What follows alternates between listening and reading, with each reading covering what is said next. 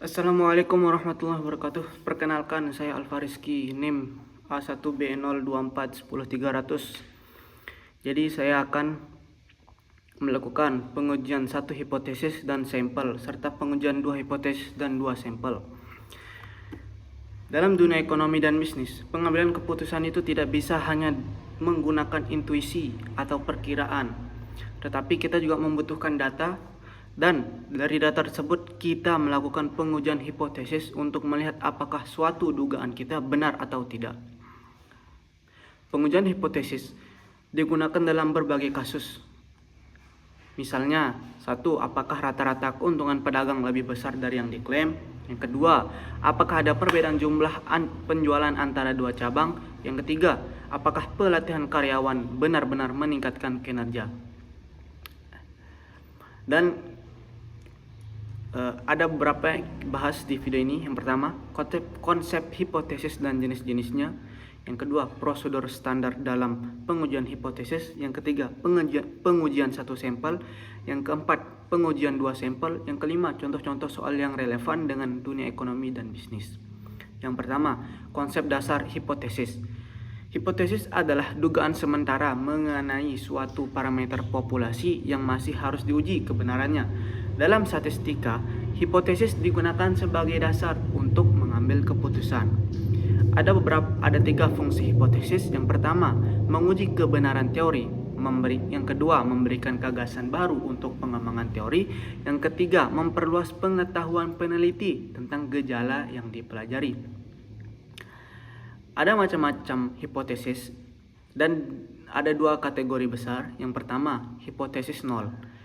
Menyatakan tidak ada perbedaan, tidak ada pengaruh atau nilai parameter sama dengan nilai tertentu. Contohnya, hipotesis 0 bagi mu sama dengan 100. Hipotesis 0 bagi P sama dengan 0,50. Yang kedua, ada hipotesis alternatif, yaitu hipotesis 1 menyatakan adanya perbedaan atau pengaruh. Contoh, hipotesis 1 bagi mu sama dengan tidak sama dengan 100. Hipotesis 1 bagi P lebih dari 0,50. Terdapat tiga bentuk. Selain itu terdapat tiga bentuk hipotesis statistik. Yang pertama, hipotesis deskriptif menggunakan satu parameter. Contohnya, rata-rata keuntungan pedagang PKL lebih dari sama dengan 50.000. Yang kedua, hipotesis komparatif membandingkan dua parameter. Contoh, rata-rata modal perusahaan nasional sama dengan perusahaan asing. Yang ketiga, ada hipotesis asosiatif menghubungkan dua parameter, misalnya regresi atau korelasi. Contoh, biaya iklan berpengaruh terhadap penjualan. Selanjutnya kita akan menjelaskan prosedur pengujian hipotesis. Langkah-langkah pengujian hipotesis adalah yang pertama, merumuskan hipotesis 0 dan hipotesis 1, H0 dan H1. Ini adalah dasar seluruh pengujian. Yang kedua, menentukan taraf nyata. Taraf nyata adalah peluang melakukan kesalahan, umumnya 1%, 5%, 10%. Ada dua tipe jenis kesalahan. Kesalahan tipe pertama, alfa, menolak H0 padahal itu benar. Kesalahan tipe 2, beta, dengan simbol beta, menerima H0 padahal salah. Selanjutnya, kita akan menentukan statistik uji, yang dimana Z untuk sampel besar, N lebih dari 30, T untuk sampel kecil, N kurang dari sama dengan 30. Z atau T digunakan untuk rata-rata, Z untuk proporsi, F dan C square untuk kasus yang lain. Yang keempat, menentukan daerah titik. Jadi, uji dua sisi, gunakan titik kritis plus minus Z alfa dibagi 2. Selanjutnya, uji satu sisi, gunakan Z alfa atau Z alfa min Z alfa. Yang kelima, menghitung nilai statistik uji. Yang keenam, pengambilan keputusan. Jika nilai uji jatuh ke daerah titik kritik, hipotesis atau H0-nya akan ditolak. Jika tidak, H0 akan diterima. Contoh pengujian satu sampel. Uji rata-rata satu sampel Z-test atau T-test digunakan untuk menguji apakah rata-rata populasi sama dengan nilai tertentu. Rumus dari Z sama dengan X cup min mu 0 per sigma per akar N. Nah, kita akan mengambil contoh. Perusahaan mengklaim batang pancing memiliki kekuatan rata-rata 8 kg. Sampel 49 batang pancing.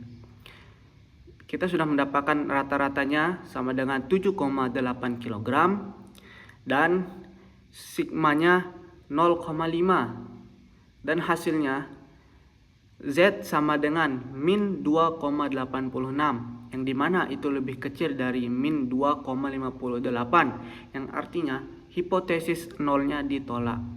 Artinya klaim dari perusahaan tersebut itu tidak terbukti. Yang kedua, uji proporsi satu sampel. Rumusnya Z sama dengan P. Rumusnya seperti ini. Contohnya, contoh soal. Bank menyatakan kredit macet paling banyak 70%, sedangkan sampel menunjukkan 75%.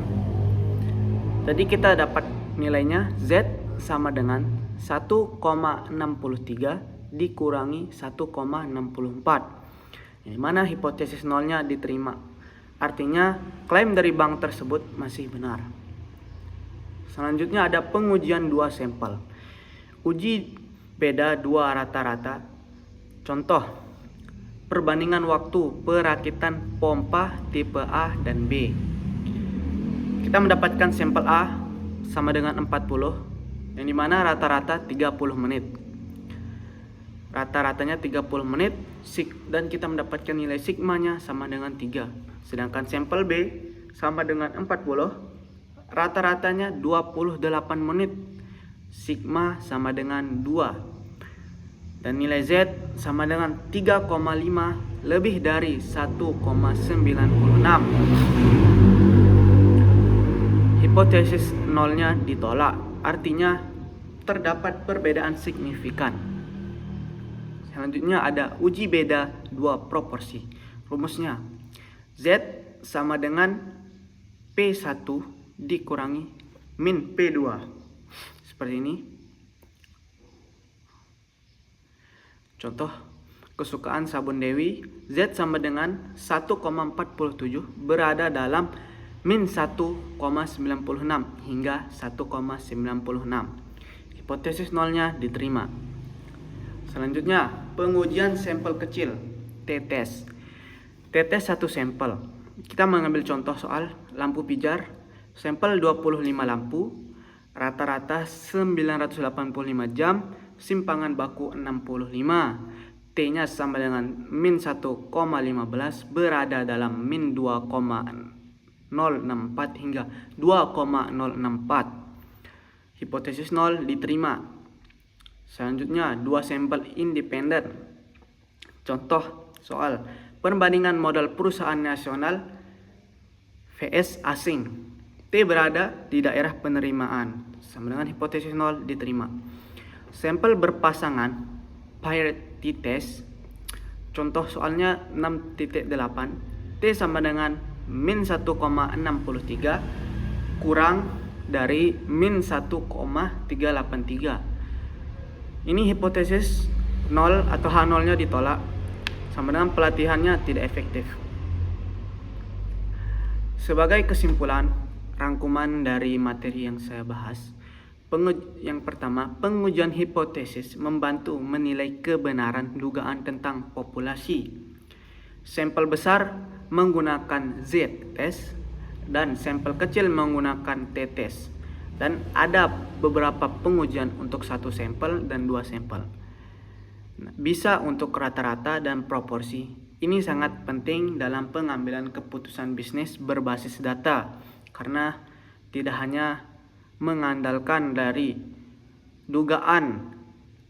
hanya dugaan atau perkiraan, tetapi harus menggunakan data yang benar. Jadi sekian, terima kasih. Assalamualaikum warahmatullahi wabarakatuh.